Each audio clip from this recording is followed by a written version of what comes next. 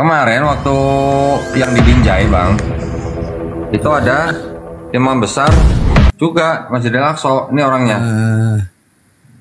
Bukan itu dia. Bukan ini ya? Yang satu lagi mungkin. Ya, ini kemarin waktu beliau diminta meresmikan masjid yang dibangun oleh Bang Romi. Bang Romi itu juga salah satu BKM dari masjid apa kemarin As-Sakinah ya, yang di Taman Bumi Asri ya. Beliau bangun masjid itu untuk ibunya Hajah Tengku Nandra.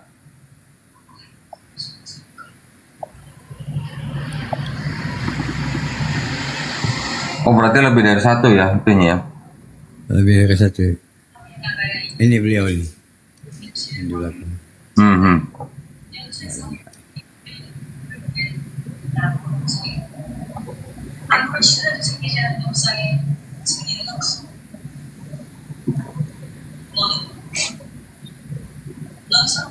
Oh, ada yang bilang tuh, oh suamiku juga Cina Islam. Alhamdulillah. Masya Allah. Alhamdulillah. Kemarin waktu di Medan ada sama apa Persatuan Tionghoa Muslimnya nggak ada jumpa ya, Koy? Ini apa namanya? PT ya? Nggak ada ketemu orang PT kemarin. Nggak ada ya? Kan waktu di MUI kemarin kita ketemu yang dari pengurus PWM Muhammadiyah sama dari itu ya, dari apa? NU. FKUB ya? FKUB. Iya. Ini Bang Glenn nggak diundang, Bang Glenn? Bang Glenn kayaknya udah tahu sih, tapi berhubung nanti mungkin di atas cuma 6 orang yang boleh ada di atas, jadi ya yang lain nonton dari bawah aja gitu. Saya juga nanti turun. Loh, kenapa turun? Ya, cuma 6 komal yang diminta. Jadi itu isinya nanti Bang Zuma, Bang Dio yang bisa translate kan. Oh, imamnya nih bisa bahasa Inggris, Bang? Enggak, Arab. Oh, enggak bisa. Tapi keren kali aku. Beberapa kali kemarin ketika Bang Dio itu ada titipan pertanyaan atau mau ngasih tahu, itu baru setengah dikasih tahu dia udah paham itu kemana arahnya. Ya. Langsung udah tahu dia arahnya. Luar biasa itu.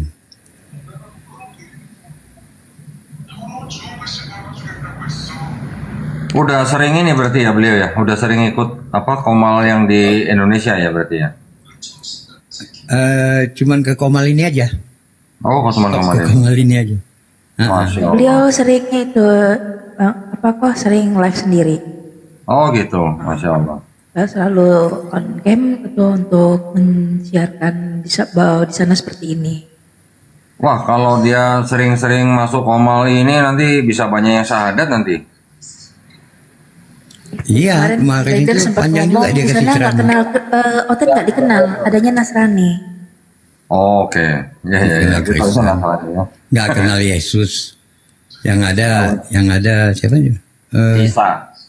Mesia ya. Oh, Mesia. Ya. Al-Masih. Tahunya Al-Masih ya. Dan dia kisahkan juga itu orang-orang Kristen di sana sangat hormat kepada Islam. Karena mereka tahu sejarahnya bagaimana ketika Umar datang dan membebaskan mengambil kunci Yerusalem itu kan, dikasih serah terima. Itu mereka tahu sejarahnya. Jadi nggak ada yang berani kayak di Indonesia gini. Oh iya. Ini kan yang nggak tahu sejarah ini. Tapi justru gini juga Bang, sekarang di Israel itu banyak dimasuki orang-orang Kristen dari luar negeri, termasuk dari Korea, dari Jepang, dari macam-macam negara, yang mana orang-orang Kristen di di Palestina itu mereka punya misi untuk mengajak orang-orang Yahudi masuk Kristen. Kalau persentasenya pun nggak besar kan kayaknya, Kristen entah 2% aja, entah berapa. Iya kecil, betul. Tapi misionarisnya di sana tersebar buat ngajak-ngajak orang Yahudi masuk Kristen. Kan sampai ada yang diludahi, ada yang ditampar, ada yang dilempar tas gitu. Dan mereka nggak pandang tempat, mau di pasar, mau di jalan, mau dimanapun, di depan halte bus, mau di mana. Mereka seperti orang apa ya, teriak-teriak di pinggir jalan, ajak mereka kenal Yesus katanya. Nah, Cari kena ludah lah. Banyak yang ludah mereka. Iya, itu pun bangga pula itu kan dengan Yahudi. Iya. Sok dibela. Iya, mereka maunya membela Israel, mereka menganggap orang-orang Yahudi atau orang Israel yang di sana tuh orang-orang yang sesat. Keselamatan dari sana. Keselamatan gitu. Nggak tahunya orang Israel benci kali nengok dia. Assalamualaikum Koko semuanya, Ayah. Izinkan saya baca Quran dulu sebelum syekhnya datang, surat Quran Al-Jumu'ah. Boleh. Waalaikumsalam. Boleh Ayah? Terima kasih, salam kenal Koko. Salam Dan kenal. semuanya para Sehat-sehat. amin. Buat semuanya kita bantu tap-tap layar ya supaya kuat. Kita Quran surat Al-Jumu'ah. A'udzu billahi minasy syaithanir rajim. Bismillahirrahmanirrahim. Yusabbihu lillahi ma fis samawati wa ma fil ardil malikil quddusil azizil hakim. Huwallazi ba'atsa fil ummiyina rasulan minhum yatlu alaihim ayatihi wa yuzakkihim wa yu'allimuhumul kitaba wal hikmata wa in kanu min qablu lafi dhalalin mubin wa akharina minhum lamma yalhaqu bihim wa huwal azizul hakim. Dzalika fadlullahi yu'tihi man yasha wallahu dzul fadlil 'adzim. Masalul ladzina humilut tawrata thumma lam yahmiluha kamathalil himari yahmilu asfara. Bi'sa mathalul qaumil ladzina kazzabu bi ayatillah wallahu la yahdil qaumadh dhalimin. Qul ya ayyuhalladzina hadu in za'amtum annakum awliya'u lillahi min dunin nasi fatamannawul mauta in kuntum shadiqin wala yatamannawnahu abadan bima qaddamat aydihim wallahu alimun bizzalimin. Qul innal mauta alladhina tafirrun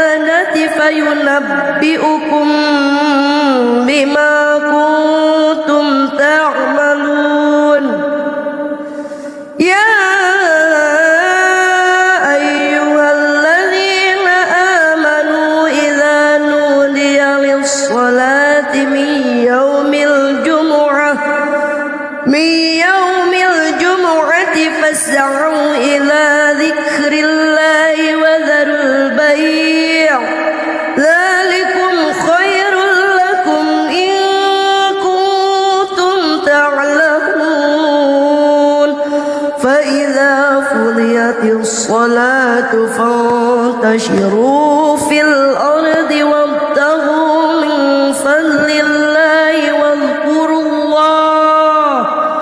واذكروا الله كثيرا لعلكم تفلحون وإذا رأوا تجارة أو لهوا انفضوا إليها وتركوك قائما قل ما عند الله خير من اللهو ومن التجارة والله خير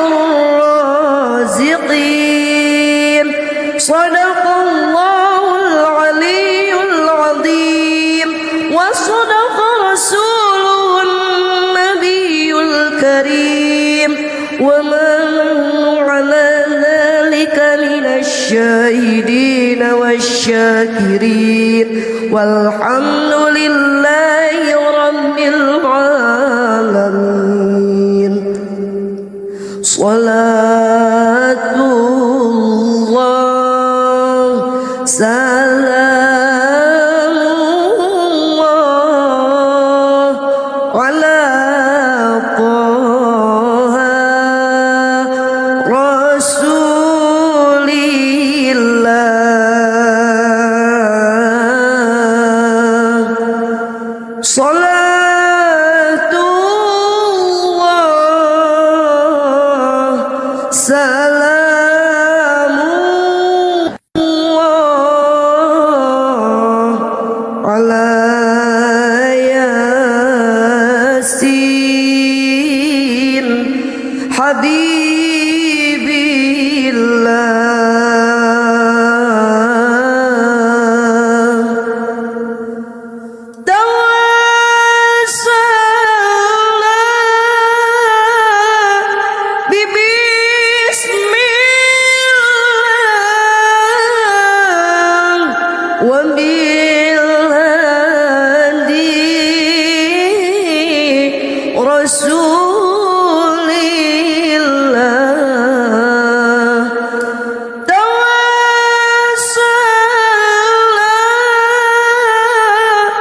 ببسم الله وبالهدي رسول الله وكل مجاهد لله بأهل البدر يا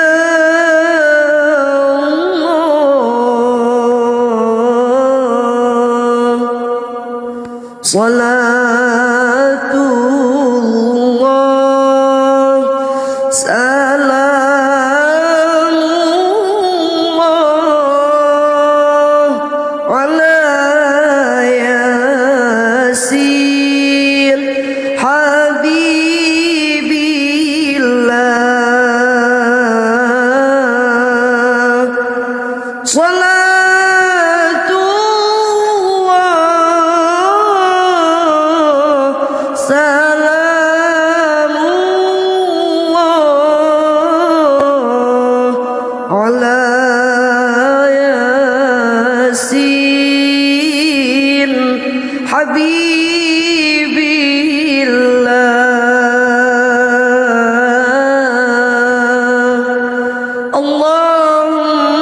اللهم صل وسلم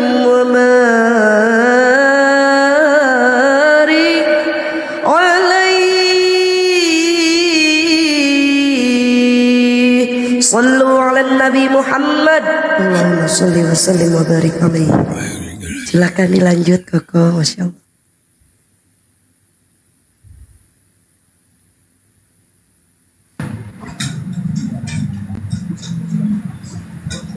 Assalamualaikum. Insyaallah. Masya Allah. Bang Dio ya. Masya Allah. Assalamualaikum abangku, Ko Dondi, apa Mana kabar tadi sehat? itu ori internasional ya? Bukan kok, Iya. bukan kor biasa aja. Masya Allah. Dengarnya merinding. Salam kenal Bang. Siapa nih Bang Dio? Ya, abangku, sudah kenal. Salam kenal. Sudah lama kenal. Akunya udah lama kenal lah, abangku. TikTok ini kebanyakan nggak open cam sih, jadi lupa-lupa muka ini jadi. Masya Allah. Sehat, Bang. Info dulu, kandaku, abangku. Syekhnya itu sekarang dalam perjalanan beliau menuju ke Masjidil Aqsa. Kurang lebih 1 jam lagi beliau masuk ke sini. Oh, Masya Allah. Jadi beliau tadi sudah ini Nggak apa-apa. koordinasi juga karena sesuai yang kita sampaikan sebelumnya teman-teman, kondisi Masjidil Aqsa itu lagi dikuasai oleh orang-orang Yahudi. Mereka terkadang semau-mau mereka. Jadi mudah-mudahan ini bisa dimudahkan. Beliau bisa masuk ke dalam nanti sesuai dengan yang kita upayakan insya Allah. Semoga Allah Masih bisa mudahkan. dipakai sholat Bang, Masjidil Aqsa. Iya iya, di sana asar bang, di sana abangku. Masih bisa buat Jumatan nggak itu? Kalau Jumatan bisa. Oh. Tergantung kondisi juga. Kalau mereka larang ya nggak bisa. Kalau mereka nggak larang bisa. Mana Bang? Kalau Isya ditutup ya Bang ya? Isya ditutup ya? Ya, jadi di sana itu kalau sudah sholat Isya langsung ditutup, semua diusir keluar.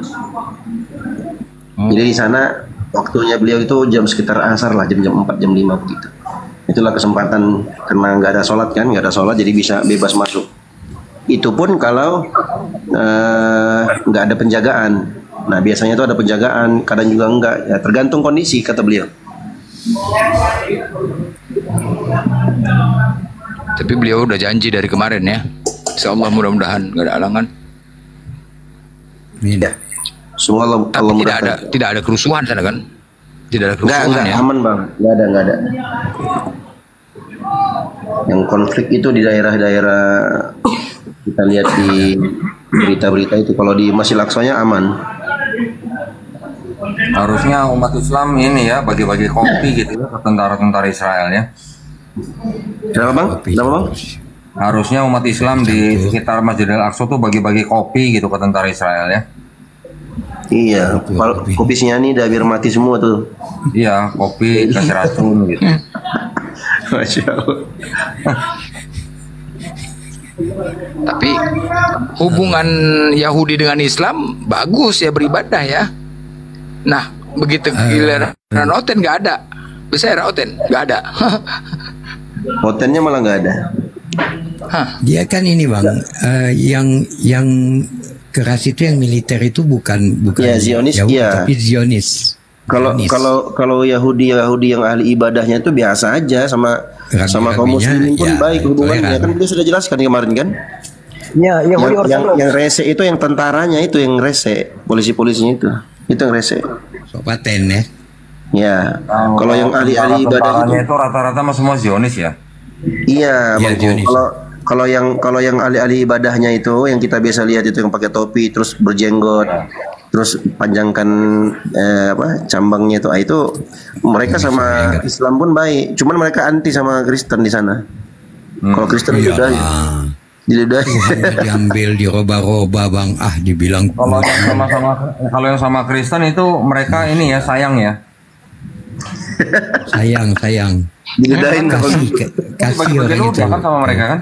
kasih ludah dikasih ludah Saking sayangnya. kasih Masya Allah. orang itu sama Saking Kristen. sayangnya.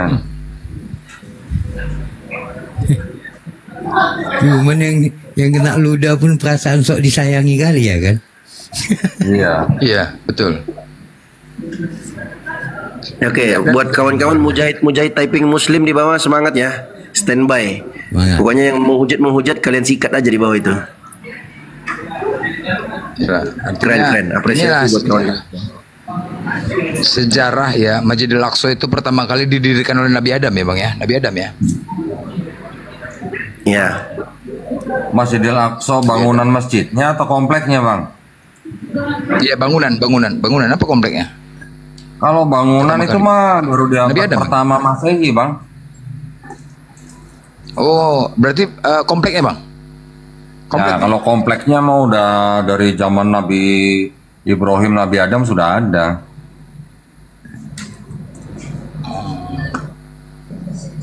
Jadi di situ juga lah Temple of yang di Solomon itu di Quran, situ juga ya? Ya, di Quran yang disebut dengan Masjidil Aqsa itu adalah kompleknya, Bang. Komplek yang ada, yang sekarang apa namanya, ada disebut sebagai apa namanya, bait suci orang Yahudi, ada masjid apa, Dome of the Rock, itu nama kompleknya itu disebut di dalam bahasa Quran sebagai Masjidil Aqsa. Ya. Makanya kan ada tuduhan-tuduhan tuh. Renovasinya. Ya kan, makanya ada tuduhan di Quran, masa apa namanya Nabi Muhammad SAW Isra katanya dari Masjidil Haram ke Masjidil Aqsa, masa apa namanya tahun berapa, 622 Masehi kalau nggak salah. Sedangkan masjidnya sendiri baru dibangun tahun berapa gitu. Nah, mereka nggak tahu kalau yang disebut dengan Masjidil Aqsa itu adalah nama komplek tempat itu gitu.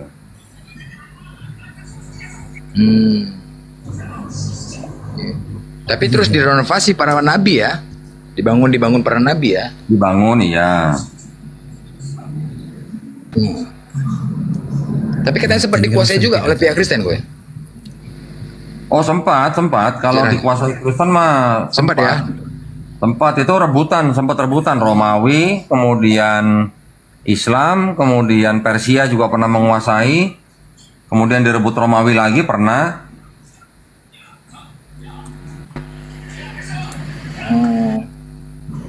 Yang tanpa pertumpahan darah yang ketika Umar ya? Ya, ketika sahabat Umar bin Khattab menguasai, itu yang paling apa ya? Yang paling mengesankan gitu ya. Ini Kodondi ada pasien Bang Blender namanya Mayor. Kebetulan dia naik nih. Sepertinya ada yang mau dia tanya sama Kodondi. Silakan. Selamat malam. Oke. Masjid Al-Aqsa itu kan dibangun di abad ke-7 ya? Iya, betul. Di abad ke-8 ya? Di abad ke-8 ya? Iya, betul. Oh. Pertanyaan saya gini, Don. Pernah nggak Nabi Muhammad menginjakkan kaki di Masjid Al-Aqsa itu? Di masjid bangunannya atau di kompleknya? Enggak. Kalau kata masjid itu apa artinya masjid? Kata masjid itu ada dua arti. Yang pertama itu sebagai tempat sujud. Jadi di seluruh bumi ini tempat untuk bersujud itu bisa disebut masjid. Arti yang kedua, masjid itu bisa artinya bangunan untuk sholat. Nah, kalau yang disebut dengan Masjidil Aqsa itu adalah komplek tempat masjid itu berada. Selain Masjid Aqsa juga ada masjid bait suci orang Yahudi yang tinggal sisa tembok ratapan itu juga ada di dalam komplek Masjidil Aqsa. Jadi kalau bertanya Nabi pernah ke Masjidil Aqsa, pernah sebagai kompleks ya. Tapi pada waktu Nabi Muhammad SAW diisrokan ke Masjidil Aqsa, masjid yang disebut dengan Dome of the Rock itu belum dibangun. Gitu. Oke, jadi kalau Anda katakan arti masjid itu adalah tempat bersujud ya. Jadi kalau ada orang di Monas itu ngumpul tuh sholat itu bersujud itu berarti Monas itu juga masjid. Tempat bersujud itu bisa disebut sebagai masjid. Iyalah, seumpamanya orang kemarin ngumpul di Monas rame-rame ya kan. Nah, orang itu kan sholat bersujud sana, apa berarti Monas itu juga dinyatakan masjid juga? Iya, tempat bersujud bisa disebut sebagai masjid. Berarti pada saat itu sholat yang di sana itu berarti dinyatakan di masjid itu ya? Iya. Oke. Ada nggak data situs sejarah yang bisa? Ntar dulu Blender diam dulu. Kau jauh kan lu TV kau bising kali. Tunggu dulu, iya, tunggu dulu. Oke, Bang Doditan, ada nggak data fakta sejarah mengatakan bahwa Nabi Muhammad pernah menginjakkan kaki di Yerusalem? Data fakta sejarah seperti apa yang contohnya situsnya bahwa Nabi Muhammad pernah menginjakkan kaki di Yerusalem. Situs maksudnya ini arkeologinya. Iya, bahwa pernah mengatakan gitu, entah ada bentuk apa gitu yang bisa menyatakan bahwa Nabi Muhammad pernah menginjakkan kaki di Yerusalem. Kalau arkeologinya semacam batu atau tulisan kuno gitu saya belum pernah melihat. Apa aja yang bisa diteliti bahwa itu suatu kebenaran gitu. Kalau arkeologinya saya belum pernah membaca ada, Bang. Belum pernah saya lihat, belum ada. Belum ada ya, oke. Jadi yang Anda maksud tadi bahwa nanti kau lihat Major nanti kau lihat. Kau langsung panik ya kau baru. Tunggu dulu. Aku jangan jumpa Aku jarang-jarang jumpa sama Bang Doditan ini. Ya.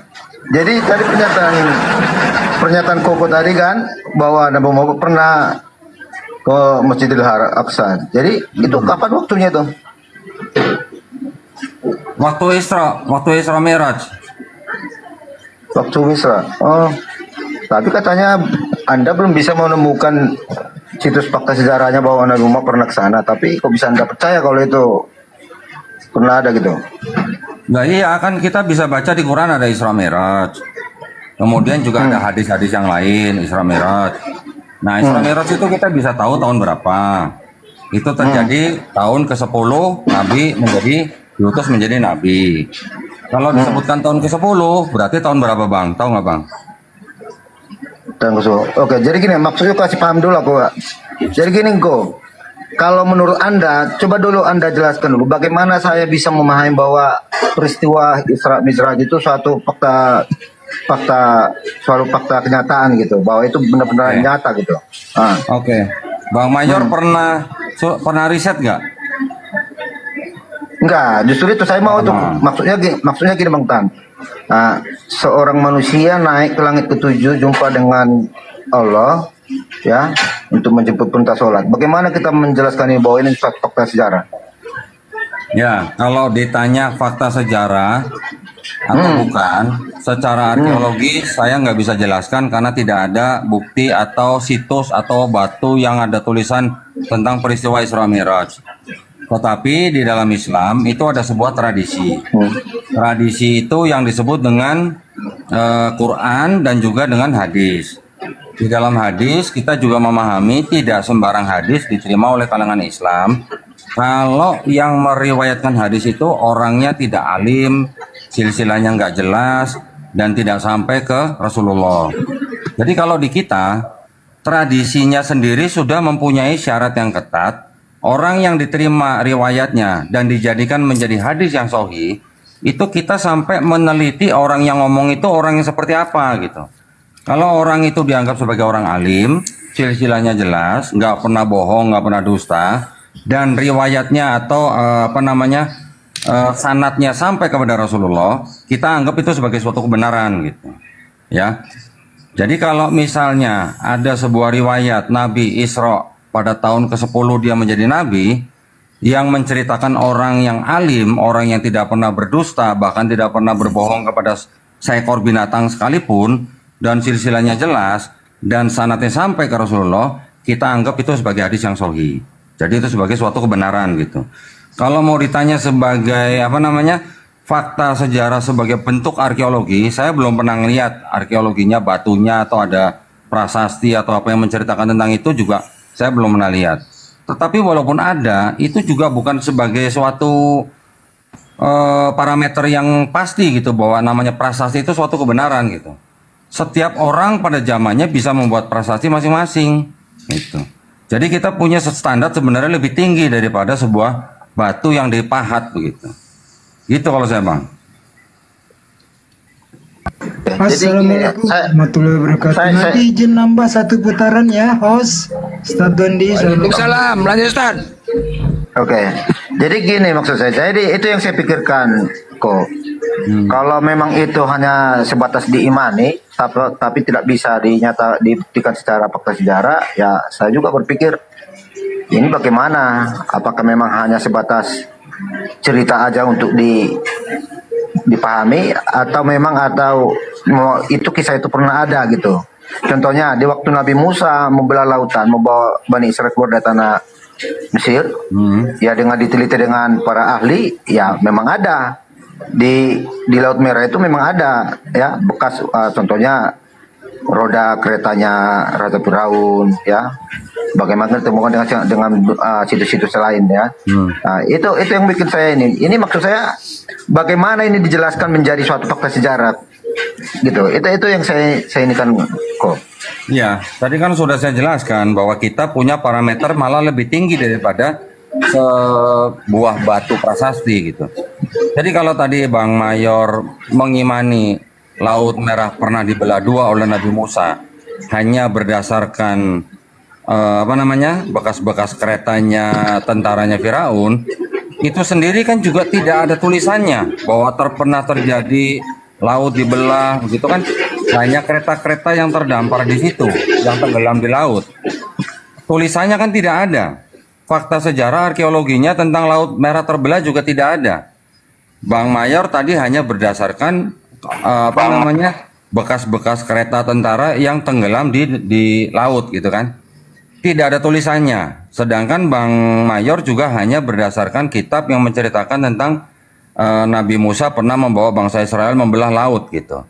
Jadi itu pun kalau buat saya, buat kita umat Islam, kita sendiri juga mengimani bahwa Nabi Musa alaihissalam pernah membawa bangsa Israel membelah laut, kemudian mereka selamat sampai di seberang, dan Firaun mati tenggelam di dalam laut itu kita juga mengimani gitu ya. Tetapi kalau mengenai hadis ya, ayat di Quran memang tidak terlalu banyak, lebih banyak di hadis. Tapi kalau sebuah hadis diceritakan oleh orang yang diterima riwayatnya dan terbukti bahwa orang ini memenuhi syarat sebagai orang yang diterima omongannya, yaitu juga kita terima. Memang secara ilmu pengetahuan Isra Mi'raj itu belum bisa dijelaskan secara ilmu pengetahuan karena peristiwa itu memang peristiwa yang goib gitu ya. Artinya peristiwa itu belum bisa diterima dengan ilmu pengetahuan zaman sekarang. Bagaimana mungkin seorang manusia bisa diperjalankan dari Masjidil Haram sampai Masjidil Aqsa, kemudian dimirajkan sampai ke Sidratul Muntaha, kembali ke Masjidil Haram hanya dalam waktu 1 malam. Itu secara ilmu pengetahuan memang tidak mungkin. Belum sampai gitu ya, ilmu pengetahuan itu belum sampai bisa menjelaskan peristiwa itu. Tetapi dari hadis-hadis yang sahih diceritakan bahwa orang-orang yang sedang pulang ke arah Mekah pada malam hari itu bukan itu peristiwa bulan terbelah. Sorry. Jadi peristiwa Isra Mi'raj itu kita terima karena pertama karena itu diceritakan di dalam Quran. Yang kedua, hadis-hadisnya dianggap sahih, diterima sebagai hadis sahih gitu. Itu saja sih sebenarnya yang kita bisa pegang. Jadi yang dikatakan beriman, nah itulah bagian daripada iman kita gitu. Gitu Bang. Oke. Jadi gini Bang Dondi. Iya dong Mayor, lu mulu Mayor, woi. Udah lanjut clear bertanya. Ya. Tunggu 1 putaran Mayor. 1 putaran ya, biar nggak kepanjangan Mayor, gantian pelan-pelan. Iya lanjut. Oke lanjut. Jadi kalau bicara mukjizat itu kan biiznillah, atas izin Allah. Musa membelah laut, Yesus menghidupkan orang mati, ya kan? Itu di dalam Al-Quran ada, jadi kita mengimani. Ketika ditanya mukjizat Yesus, mana buktinya Yesus menghidupkan orang mati? Oh, saksinya banyak. Siapa saja namanya, kalah tinggi dengan akademisi Islam dalam meriwayatkan sesuatu hal dalam keilmuan hadis. Itu mukjizat namanya. Satu-satunya mukjizat dari para utusan Tuhan yang sampai hari kiamat bisa kita pegang, kita baca itu Al-Quran. Semua orang bisa mukjizat ini, mukjizat itu di masa beliau masih hidup, para utusan Tuhannya. Ya, jadi mukjizat itu tidak melulu harus dibuktikan dengan sains. Lalu perjalanan mukjizat lagi di Maha Suci Allah yang telah memperjalankan. Jadi bukan Nabi Muhammad SAW yang hebat, tetapi karena diperjalankan oleh Yang Maha Segala dari Masjidil Haram Mekah ke Masjidil Aqsa. Tadi udah dibahas bahkan definisi masjid. Kemudian perjalanan Mi'raj, ya. Nabi Muhammad SAW meriwayatkan sebuah hadis begini. Terciptanya 7 lapis bumi dan 7 lapis langit. Bicara 7 lapis langit. Bila diibaratkan itu hanya sebuah cincin yang dilemparkan ke gurun Sahara. Yang paling besar kan gurun Sahara nih. Ya, itu baru ketemu kursinya Allah, bukan kursi dalam bentuk materi seperti kita ya. Semuanya gabungkan lagi, 7 lapis langit dengan ini, baratkan cincin, lempar ke padang Sahara. Nah sekarang bisa dibuktikan dengan sains bahwasanya ujung langit ke satu saja manusia belum bisa menemukan pakai teleskop Hubble. Kemudian generasi yang terbarunya teleskop Webb, ujung langit ke satunya aja tuh nggak bisa ketemu. Lalu perjalanannya dengan buruk. Buruk itu digambarkan karena saking sulitnya manusia zaman sekarang aja sulit menerima, apalagi pada saat zaman Nabi Muhammad masih hidup bercerita kepada para sahabatnya. Buruk itu kecepatan cahaya. Manusia saat ini mengetahui bahwa yang paling cepat di alam semesta adalah kecepatan cahaya 300.000 km per detik. Bayangkan itu kecepatannya. Manusia mana yang gak akan musnah naik wahana dengan kecepatan seperti itu kalau tidak mendapat izin dari Allah. Nah, jadi kesimpulannya menutup putaran ini, tidak melulu bicara mukjizat Allah harus minta buktinya. Sama ketika aku bertanya gini, gantian kau Major, jangan bertanya mulu. Mana buktinya Yesus disalibkan? Karena ada yang bilang disalibkan di pohon, ada yang disalibkan di palang, ada yang disalibkan di seperti huruf T. Mana bukti palang salibnya mana? Kutanya kau. Ini sama Pak Acong nih, Pak Acong. Belum dibayar, tahu gak? Berarti kurang ajar kau, Major. Berarti mana bukti palang salibnya mana? Ini tokennya yang Panglong apa itu? Sumber Jaya itu ya? Inilah pemilik Panglong Sumber Jaya itu. Berapa? Major. Berapa utangnya? 8.750.000. Jangan kau tunjukkan dulu bonnya mana bonnya? Acong. Mana kau mau minta bon? Gila kau minta bon kayu aja pun udah lapuk. Bonnya apalagi bon. Enggak, itu ditulis pakai apa itu? Pakai berarti tulisannya apa pakai apa itu? Izin menceritakan nih. Aku sudah ngasih 18 Teman-teman izin sebentar teman-teman. Assalamualaikum warahmatullahi wabarakatuh. Waalaikumsalam. Ya kita sapa dulu Bang sudah datang. Iya, masya Allah. Karena orang-orang hebat gak kumpul di sini, masya Allah. Silakan sahabat-sahabat sekalian, ada guru-guru saya nih, Kok Dondi. Masya Allah, akhi, masya Allah. Iya kok. Selamat berjuang. Sudah menyelesaikan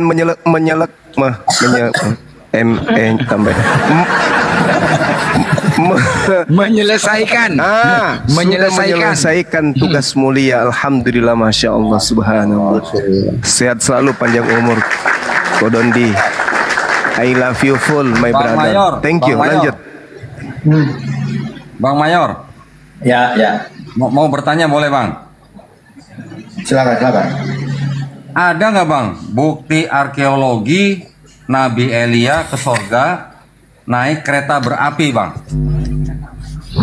Bersera. Oke. Bersera. Hah? Kereta berapi? Ada kereta berapi. Di mana tertulis itu? Kota. Ada di 2 Raja-Raja pasal 2 ayat 11. Oke, kereta berapi. Iya. Bisa ditampilkan dulu kok. Aku belum pernah baca. Mati meja. Boleh. Mati. Bersera dia Bang Blender, bersera dia. Businya rusak, berapi. Serah Kak Blender. Nembak api ya. Tinggal ganti cuknya aja nanti. Sebentar ya. Saudara Blender, nanti saya bantu. Saudara Bang. Baca nggak Bang? Tenang Bang Blender, saya di sini bela Anda. Sorry, Bang Blender pula. Mayor. Berkata-kata. Tiba-tiba datanglah kereta berapi dengan kuda berapi, memisahkan keduanya. Lalu naiklah Elia ke sorga dalam angin badai. Saya pengen tahu Bang, bukti arkeologinya apa nih Bang? Oke, mungkin kalau udah ke sana mungkin tidak bisa diinikan.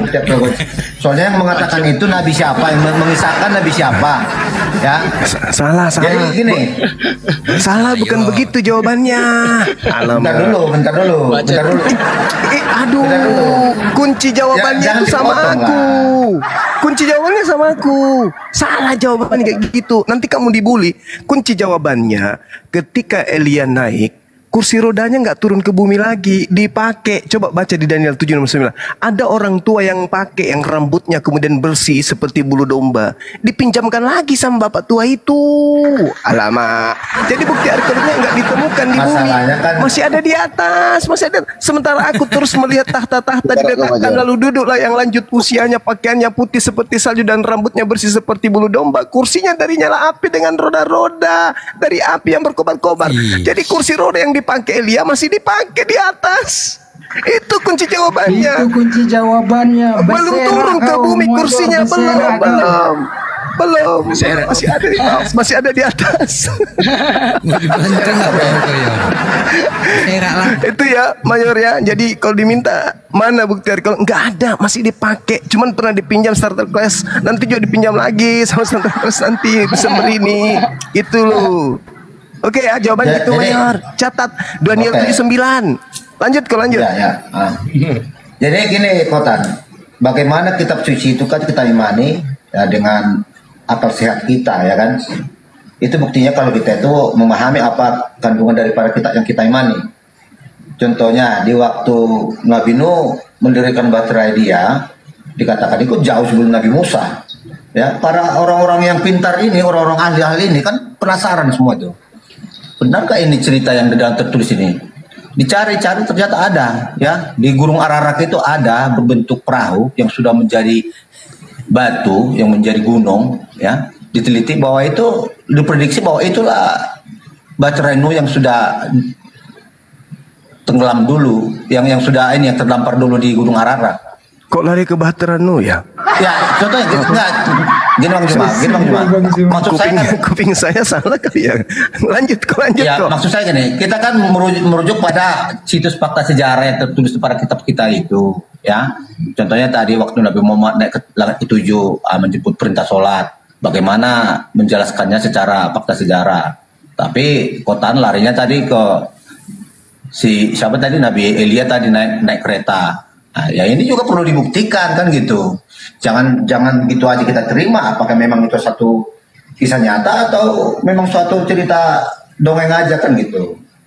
Pada cara memang sudah tertulis di kitab suci. Dan ini mungkin tugas-tugasnya para orang-orang pintar. Satu putaran boleh host? Silakan. Ustaz, ini putaran berserak Major, lanjutkan saja potong itu. Ya, aku bikin berserak-serak dia tercerai-berai. Jadi Major ini masih bingung host antara peristiwa biasa, walaupun peristiwa besar ya, membangun bahtera yang sangat besar, tetapi itu bukan mukjizat ya. Kalau ada arkeologi menemukan bukti-bukti peninggalannya di Mount Judi, itu karena bukan mukjizat host, walaupun peristiwa besar. Sama dengan ketika Nabi Muhammad SAW berteduh di sebuah pohon, sampai sekarang pohonnya masih ada itu. Yang lainnya kering, gersang, kerontang sepanjang mata memandang. Hanya ada satu pohon di mana Nabi Muhammad ketika berdagang ikut pamannya pernah berteduh di pohon itu. Pohon itu memberikan sandaran, merunduk semua daunnya, karena yang di bawahnya adalah utusan Tuhan. Itu kalau mau menyamakan apple to apple, jangan kau samakan bawang bombay dengan apel Malang. Berserak dia, host. Lanjut, host. Oke, jadi dalam artian ya, Anda bilang tadi ada pohon yang tempat berteduhnya Nabi Nuh. Di kitab terdahulu kan dijelaskan itu. Jangan menghujat, Mayor. Nggak nyambung dia, host. Nggak nyambung. Mau Gurunda Zuma aja deh, pasti ada Gurunda Zuma ini. Salah apa gua? Ampun, bertanya gua menghujat. Aduh, ampun. Kau terselamatkan kau, saved by the bell. Mana bukti palang salib Yesus? Aku tagih kau. Mana bukti palang salib Yesus? Ini harus hati-hati ngomong ini, dikit-dikit menghujat. Wah, Iya. iyalah. Ingatkan aja. Bertanya kau menghujat kau nih, hati-hati kau. Jangan salah. Congor kau, cakap sedikit menghujat. Hati-hati kau cakap sedikit. Dikepung kau, tangan kau diikat dua-duanya. Tangan kau, kaki kau diikat dua-duanya semua. Hati-hati kau. Ini sekarang Bang Mayor. cemana? Ya, Bang Mayor, mohon maaf, Bang Mayor. Jadi bukti arkeologi Nabi Elia diangkat ke surga naik kereta berapi itu ada atau tidak ada, Bang Mayor? Kalau secara fakta sejarah kan belum ditentukan, belum ada dibuktikan. Ya kita yang saya tanya bukti arkeologinya ada atau tidak ada, Bang Mayor? Belum ada, saya tahu saya sekarang kan belum ada yang membuktikan itu. Kalau belum ada berarti akan ada. Yang tidak tahu, mungkin ada orang-orang pintar atau ilmuwan nanti meneliti nanti membuktikannya. Oke, berarti sama-sama tidak ada ya, Bang ya. Nah, waktu iblis membawa Yesus ke gunung tinggi, kemudian memperlihatkan semua kerajaan dunia dengan kemegahannya. Kemudian iblis bilang ke Yesus, semua itu akan kuberikan kepadamu jika engkau sujud menyembah aku. Yesus dibawa iblis ke gunung tinggi. Itu bukti arkeologinya ada nggak, Bang? Berserak. Arkeologinya? Iya. Nggak ada. Itu kan hampir sama dengan peristiwa Isra Miraj kan, dibawa gitu ke atas ke langit gitu kan, sampai ke gunung tinggi. Bahkan Paulus juga pernah mengaku bahwa dia pernah diangkat ke langit ketiga. Itu bukti arkeologinya ada nggak, Bang? Paulus? Iya. Di mana dia tertulis itu? Di mana tertulis itu? Belum pernah baca ya, Bang? Belum. Oh ya udah, kalau gitu yang Yesus dulu dah. Yesus ada di Matius 4 ayat 89, Bang. Coba nanti kalau sudah ada bukti arkeologinya baru saya tanya yang Paulus. Ada nggak, Bang, bukti arkeologi pernah dibawa iblis ke gunung yang tinggi gitu, Bang? Tidak ada. Tidak ada. Oke. Jadi sudah dua tadi pertanyaan saya juga nggak ada ya, Bang ya, bukti arkeologi ya. Oke. Yang Paulus cari dulu ayatnya ya. Jadi korelasinya pertanyaan saya gini, Kotan. Kan jelas Nabi Muhammad itu kan seorang manusia, sama seperti kita manusia ya.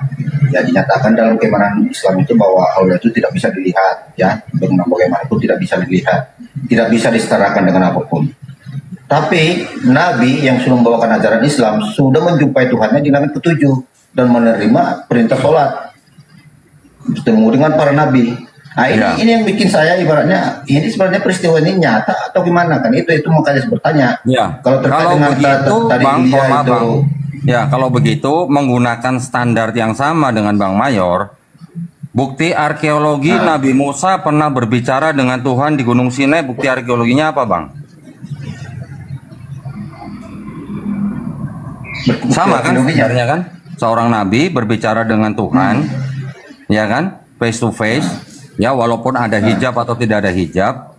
Sekarang bukti arkeologinya Nabi Musa pernah berbicara dengan Tuhan di Gunung Sinai itu apa? Ada nggak, Bang? Oke, kalau itu kan langsung Musa sendiri yang mengisahkan bahwa dia itu mengalami. Iya, yang saya tanya bukti arkeologinya, Bang. Ada nggak, Bang? Iya, ya bukti arkeologinya Gunung Sinai lah. Baru dikatakan Iya, bukti kan Gunung arkeologinya Sinai. ada nggak Gunung bang? Sinai lah. Bukti arkeologinya. Bukti sejarahnya. Hah? Bukti arkeologinya ada nggak bang? Bukti arkeologi, ya? Prasasti atau situs yang ada tulisan Oh, tidak bahwa ada, tidak ada. Tidak ada. Berarti Ya bukti arkeologinya ya kitab suci. Bukti arkeologinya ya kitab suci. Bagaimana Musa menuliskan itu kitab berarti itu? jawabannya itu Untuk juga menulis- bang. Ketika abang nanya bukti arkeologinya Nabi Muhammad SAW di Isra dan Mi'raj kan, bukti arkeologinya apa? Nah kalau Bang Mayor bertanya seperti itu, Bang Mayor juga harus bisa menyediakan bukti arkeologi Nabi Musa pernah berbicara dengan Tuhan di Gunung Sinai. Bang Mayor juga harus bisa menyediakan bukti arkeologi Nabi Elia pernah diangkat ke surga naik kereta berapi, atau juga Yesus pernah dibawa ke gunung tinggi oleh iblis, atau juga Paulus pernah ke langit ketiga. Itu bukti arkeologinya Bang cari dulu. Kalau ada Abang baru tanya Nabi Muhammad SAW pernah Isra Mi'raj, bukti arkeologinya apa gitu Bang. Oke, jadi gini Kotan, kan itu berbeda. Itu kisahnya itu kan sama-sama di dunia ini, di bumi, ya. Bagaimana Musa bercengkrama dengan Tuhan, bagaimana Elia, itu kan ceritanya di dunia ini. Sekarang manusia, ya manusia sendiri, seperti kita ini, naik ke langit ketujuh menjumpai Tuhannya, menjemput perintah sholat itu. Dia kembali lagi ke dunia. Kalau dalam pemahaman yang saya imani, ya orang yang sudah menjumpai Tuhan itu, ya saya rasa mustahil balik lagi ke dunia, karena dia itu sudah dalam tempat keagungan. Jadi gini Bang, Ini bukan ceritanya dia balik masalah lagi ke naik dunia. ke surga terus balik lagi, bukan begitu yang dipermasalahkan. Yang Abang tanya kan tadi bukti arkeologinya, iya kan? Kalau Abang nanya bukti arkeologi, Ya, seorang gini. nabi diangkat ke langit, pulang lagi. Bukti arkeologinya tadi saya sudah jelaskan, selain daripada Quran, hadis sahih, kalau ditanya situsnya atau prasastinya itu tidak ada. Makanya tadi saya bertanya menggunakan standar yang sama. Standarnya apa? Standarnya seorang nabi diangkat ke langit. Paulus juga balik lagi loh Bang. Paulus Bang, ada di dalam 2 Korintus 12. Silakan Abang baca. Dia melihat langit ketiga. Paulus kan juga balik lagi Bang. Gini kok. Ya. Ya korelasinya dari arkeologi tadi, ya. Saya mau bertanya tadi, bagaimana Anda mengatakan bahwa Nabi Muhammad pernah ke Baitul Maqdis itu Yerusalem?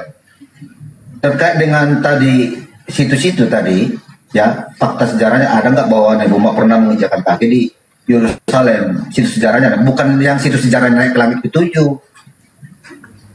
Kalau masalah situs, ini kan kita kan kita bicarakan masa di dunianya. Kalau memang Nabi Muhammad adalah dalam sejarah pernah menginjakan kaki di Yerusalem atau Baitul Maqdis itu, ada nggak situs sejarah yang bisa kita lihat untuk Saya tadi sudah jawab tidak ada Bang. Saya sudah jawab tidak ada. Sekarang kalau Bang Mayor beralih lagi standarnya perjalanan dari Mekah ke Masjidil Aqsa, terus ke Bang Mayor tanya arkeologinya ada atau enggak? Ya saya juga tanya. Ketika Yesus diangkat ke gunung tinggi oleh iblis, ya kemudian diuji kalau mau menyembah iblis, maka akan diserahkan semua kerajaan dunia itu oleh iblis kepada Yesus. Itu kan sama juga berarti standarnya, itu masih di bumi loh itu Bang, belum ke langit loh itu, baru ke gunung yang tinggi loh. Nah bukti arkeologinya ada nggak? Yesus dibawa oleh iblis, kan sama standarnya.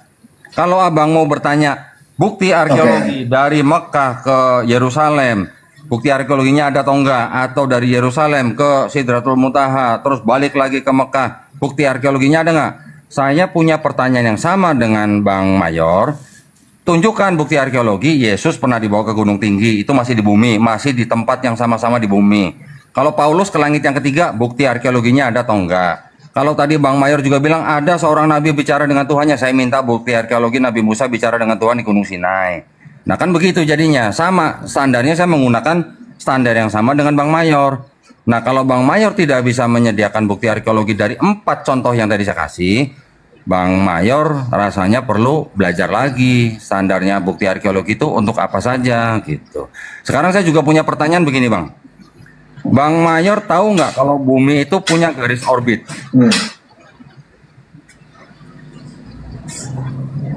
Ya. Betul ya, bumi punya garis orbit ya? Ada. Jadi kalau bumi punya garis orbit di mana bumi itu mengelilingi matahari, ya, Kalau garis orbit itu kita bikin garis, itu akan seperti cincin nggak Bang? Ya, dia bulat. Ya, bulat ya. Jadi seperti cincin ya. Bagaimana ceritanya seseorang bisa mengatakan bumi itu seperti cincin yang dibuang di padang pasir kalau orang itu tidak pernah melihat bumi dari kejauhan, Bang? Saya pengen tanya itu, coba tolong jawab, Bang. Ini pertanyaannya korelasinya kemana nanti nih? Kok jadi larinya ke orbit bumi jadi ke cincin? Karena ada hubungannya dengan Mi'raj, Bang. Iya, ketika Nabi Muhammad SAW di Mi'raj kan, berarti kan Nabi Muhammad SAW kan melihat bumi dari kejauhan. Betul nggak? Oh, berarti menurut Anda karena ada itu di hadis apa di hadis? Di surah itu? Di hadis. Di hadis. Ya, hadis sahih. Berarti itu di hadis itu perkataan siapa? Loh, kan tadi sudah saya jelaskan kalau hadis itu apa? Maksudku gini, bagaimana ya yang tertulis dalam Quran berarti itu perkataannya daripada Allah sendiri. Ya, kalau memang itu satu kebenaran berarti di dalam Quran dia tertulis bahwa perjalanan Misra itu memang dinyatakan memang ada kan itu. Loh, memang ada di Quran, Bang, di Quran surat Al-Isra. Enggak, memang nyata gitu. Kalau ini dari hadis ya bisa aja, ibaratnya kita itu karena yang manusia kan masih punya keterbatasan. Kan tadi saya sudah jelaskan, yang kita terima itu hadis sahih. Hadis sahih itu artinya yang meriwayatkan orang alim dan periwatannya atau sanadnya itu sampai kepada Rasulullah. Itu ada penelitiannya, Bang. Orang yang meriwayatkan juga ada kitabnya, dia anak siapa, bapaknya siapa, ibunya siapa. Dia pernah berdosa aja ketahuan gitu. Orang alim ini menyaksikan nggak kalau Nabi itu naik ke langit itu? Tidak menyaksikan, tapi dia mendengar dari Nabi. Oh, mendengar. Iya. Tidak ada yang melihat berarti waktu dia misalnya. Tidak ada. Nah, kalau yang melihat Paulus ke langit ketiga siapa, Bang? Jangan situ, jangan selalu satu-satu lah. Oh, enggak, kita harus pakai standar yang sama. Iya, maksud saya standar yang sama, Bang. Jangan kalau orang nanya yang meriwayatkan di hadis itu pernah melihat atau tidak, saya juga bisa bertanya, Paulus ke langit ketiga siapa yang menyaksikan? Iya, jadi gini Kotan. Kalau menurut pemahaman Anda ya, sekarang kan ini udah Anda imani ya. Ini dalam bentuk mimpi atau dalam bentuk real nyata gitu kisah itu? Yang mana? Yang Isra Mi'raj? Yang Misra itu ya. Yang Isra Mi'raj itu bukan dalam bentuk mimpi, dalam bentuk nyata. Nyata. Nah, kalau Yesus diangkat ke gunung tinggi itu mimpi atau nyata, Bang? Oh, itu nyata. Nyata. Yang saksikan siapa yang melihat? Yang melihat siapa? Yang melihat ya dia sendiri. Iya. Siapa? Dia sendiri. Yesus sendiri. Nah, terus yang nulis di Matius siapa? Apa Yesus juga yang nulis? Nah, itu kesaksian dia lah. Iya, yang nulis di Matius siapa? Yesus bukan? Bukan lah. Nah, kalau bukan, yang menulis melihat nggak Yesus diangkat ke gunung yang tinggi? Ya itu kan menurut kesaksian dia, wah itu yang tertulis. Kesaksian yang menulis atau kesaksian Yesus? Contohnya gini, Kotan. Nggak, kesaksian yang menulis atau kesaksian Yesus, Bang, itu, Bang? Begini, Kotan. Seorang wartawan tidak serta-merta harus ada di tempat kejadian, dia menulis suatu berita. Nah, dia melihat nggak? Yang menulis itu melihat nggak Yesus diangkat ke gunung yang tinggi? Ya tidak. Nah, ya sama Tapi saja. Kan sama saja. Iya, sekarang gini. Bertanya, yang meriwayatkan hadis itu melihat tidak? Ya tidak. Tapi dia mendengar dari Rasulullah. Tapi kalau yang menulis di Matius, apakah dia mendengar dari Yesus? Jadi gini, satu berita itu contohnya ditulis seorang wartawan. Tidak harus ibaratnya wartawan itu menyaksikan suatu kejadian baru dia iya berita kan itu? Iya, yang menulis di Matius itu mendengar dari Yesus atau tidak? Iyalah, kesaksian bahwa itu Yesus itu pernah ya dibawa oleh iblis ke satu gunung. Jadi yang menulis di Matius mendengar langsung dari Yesus? Iya. Hah? Oh ya. Iya. Yang menulis Matius siapa, Bang? Yang menulis Matius siapa? Matius. Iya.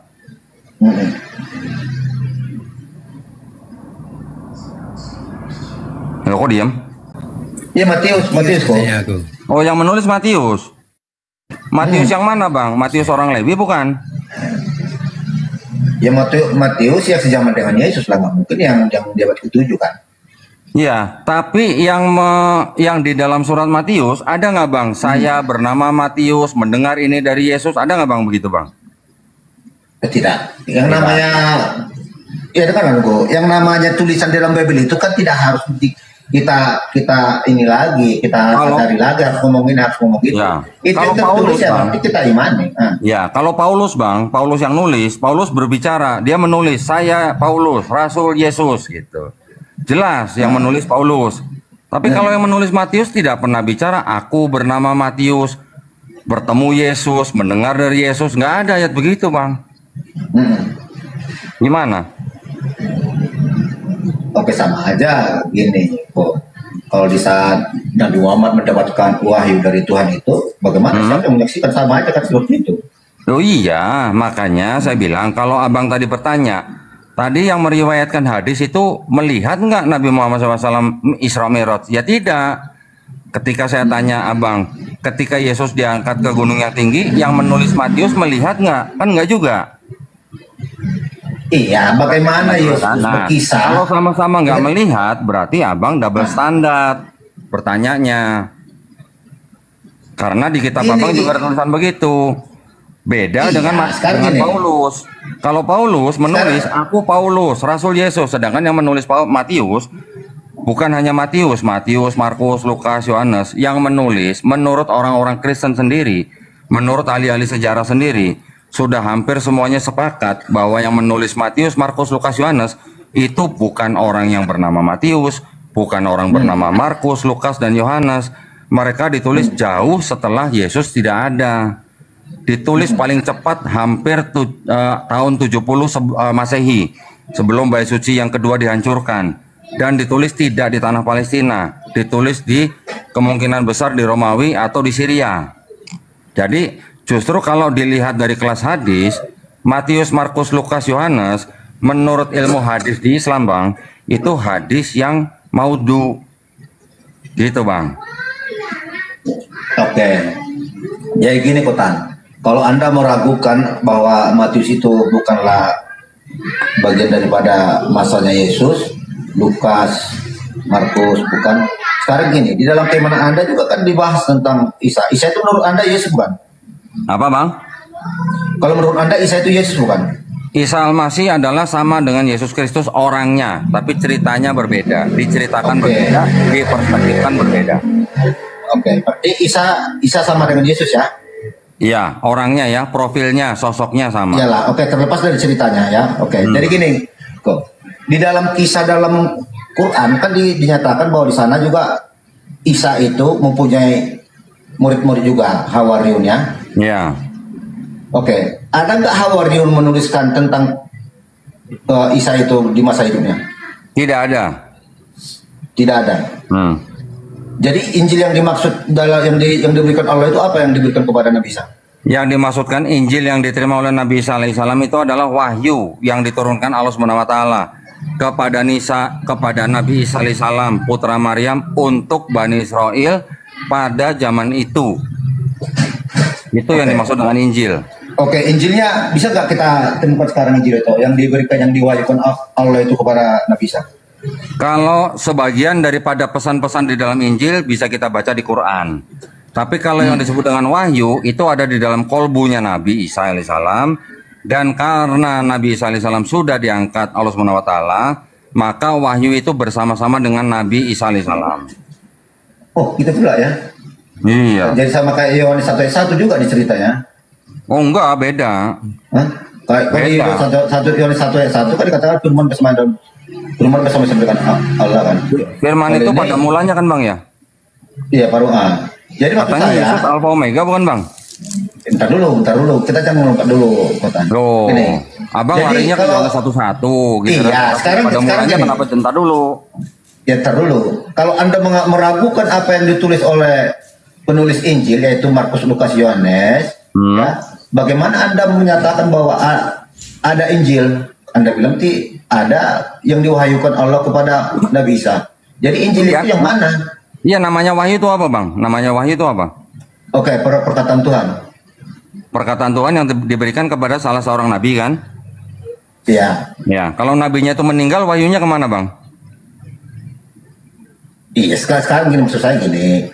Kalau kita kan jangan bicara dulu ke yang lain. Kita bicara tentang Isa dan Yesus ini dulu. Iya. Kan jelas dalam kitab terdahulu Injil, ya, kitab Taurat, Mazmur, Injil, ya jelas mengatakan di sana ada kitab Markus, Lukas, Yohanes. Nah, itu dinyatakan bahwa itu adalah Injil. Nah, ya, gini sekarang bang. Anda sekarang Anda mau membantai itu bukan Injil. Bahwa itu ditulis di Roma, ya, Pak. Saya berani bilang bahwa itu bukan Injil yang diterima oleh Nabi Isa alaihissalam. Nah, saya mau bertanya sama Bang Mayor. Yang pertama kali memberi nama Matius, Markus, Lukas, Yohanes itu siapa bang? Kepada siapa? Kepada 4 kitab itu. Ya kami tahunya dari kitab suci itu saja, namanya itu Lukas. Iya, Yohanes, yang pertama kali memberi nama Matius, Markus, Lukas, Yohanes itu siapa bang? Kan pasti ada orang yang pertama kali memberi nama itu gitu. Ya jelas namanya kan itu murid Yesus, yang murid itu kan Yohanes, Markus kan murid Yesus. Enggak, yang menamakan kitab Matius, Markus, Lukas, Yohanes itu siapa?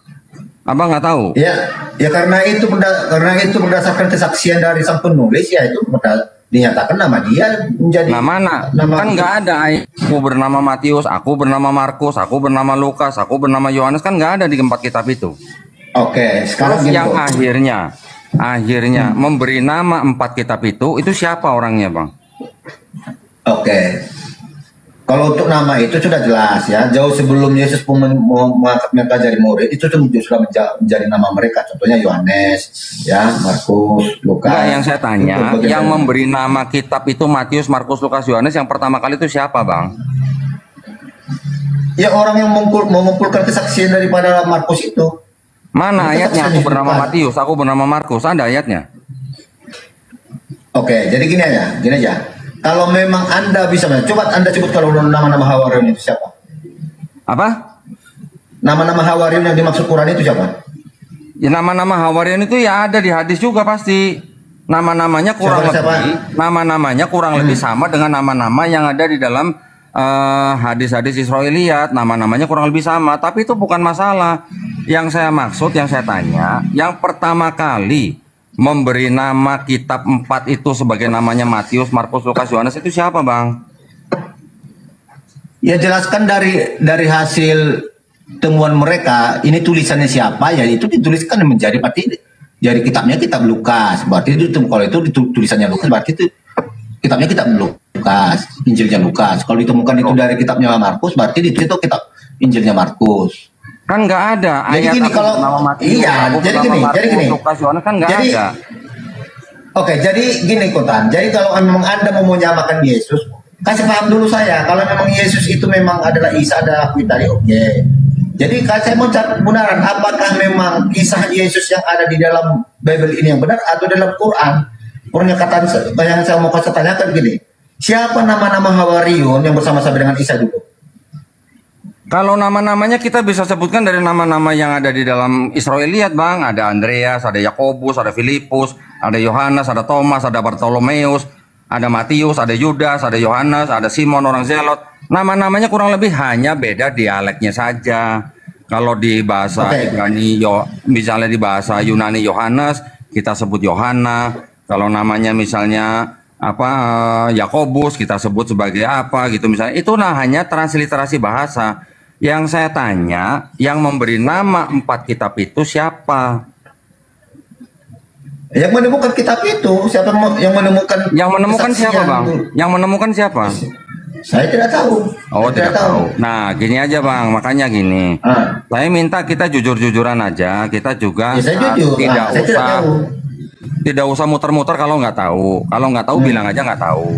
Yang pertama kali memberi nama Matius dan Markus itu namanya Santo Papias tahun 130 Masehi.